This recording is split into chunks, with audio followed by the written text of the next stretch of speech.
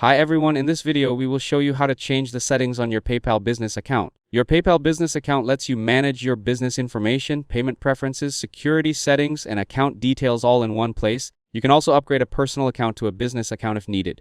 Before making any changes, make sure you're signed into the correct PayPal account. Now let's get started.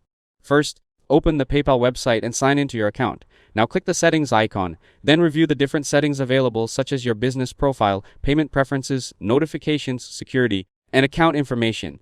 Here, update any settings you want to change and save your changes. If you're using a personal PayPal account and want to upgrade it to a business account, stay in the settings page. Then go to the account options section.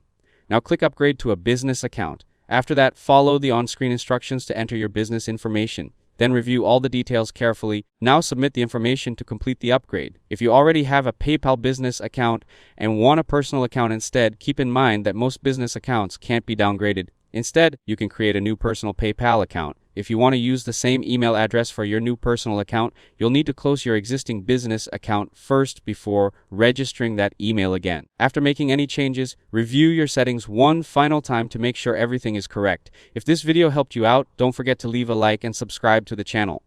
Thanks for watching, and I'll see you in the next one.